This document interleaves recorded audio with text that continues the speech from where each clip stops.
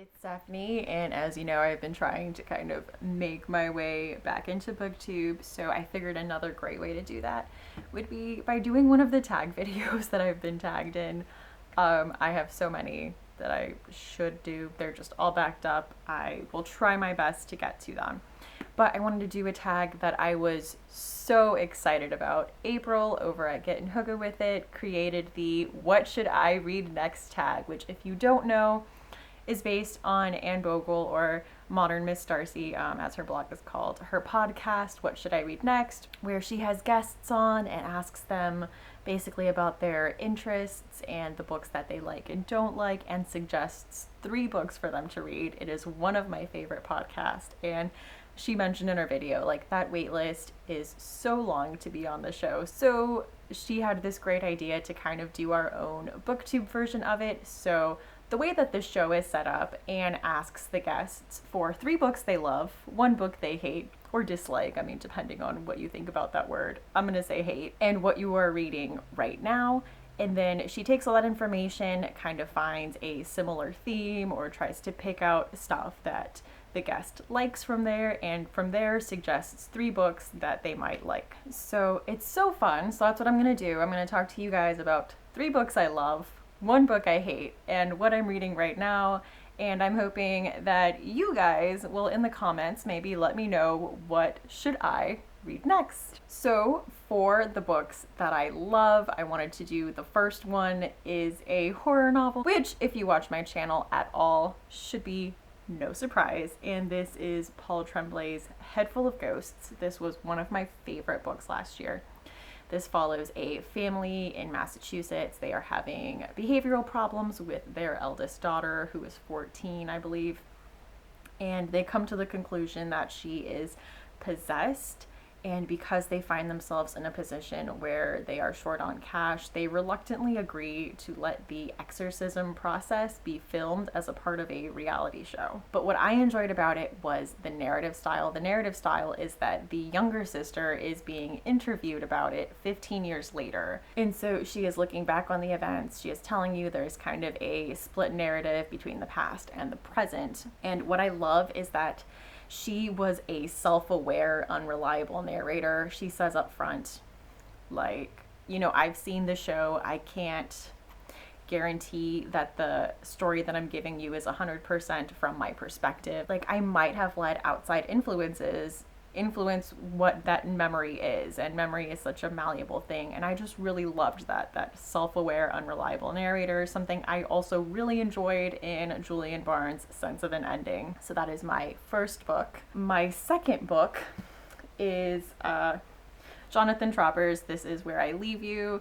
I did enjoy this book, but I feel like this kind of just represents a subgenre of books that I love, which is kind of adult siblings getting together with their dysfunctional family for, you know, X reason. In this book, the main character's father has just died, and they get together and sit Shiva with his family for a week, and he is forced to spend time with his adult siblings and his mother. And of course, wackiness ensues. This is a more lighthearted story, but I am okay with things that have a darker or more serious tone about what happens when you get together with your family and there's issues and there's things that are brought up.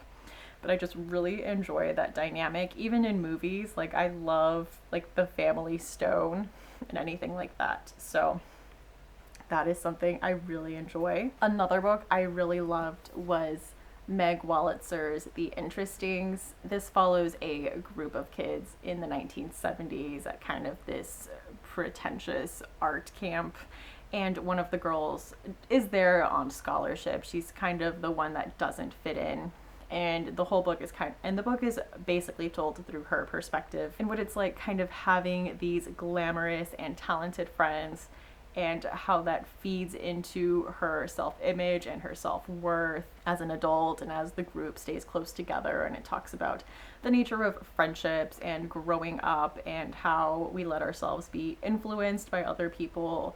And I just loved all of the characters in this story. I am very much a plot-driven reader, but these characters were just so compelling. I loved all of their stories. I felt very invested in all of them.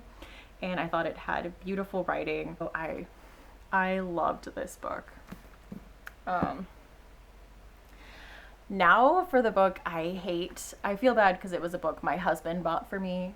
I don't own it anymore. And I can't even blame him, because if you look on the back cover, it would seem like a book that I would like. And that is The Book of Lost and Found by Lucy Foley. This was a, back and forth in time kind of historical fiction novel about a girl who wants to know about her birth mother. So there were so many things I didn't like about it. I didn't love the historical fiction part of it. It seemed really shallow.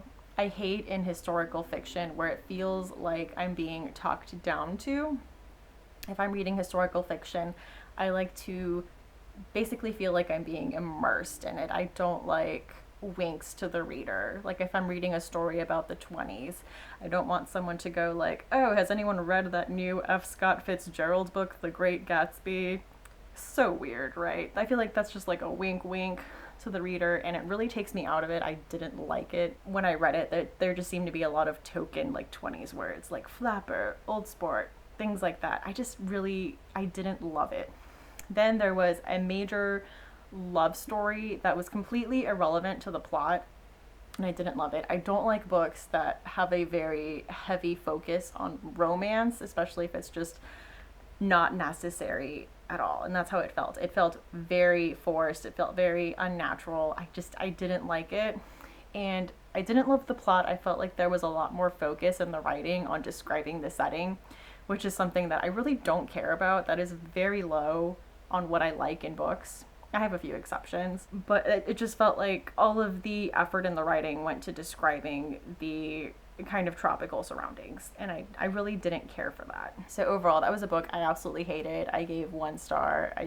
It was a complete letdown, unfortunately. And so for the books I'm reading right now, I am currently making my way through Shirley Jackson's The Lottery and Other Stories, because I love Shirley Jackson, and I'm also trying to read more short stories this year, and this was on my bookshelf, so it seemed like an obvious fit.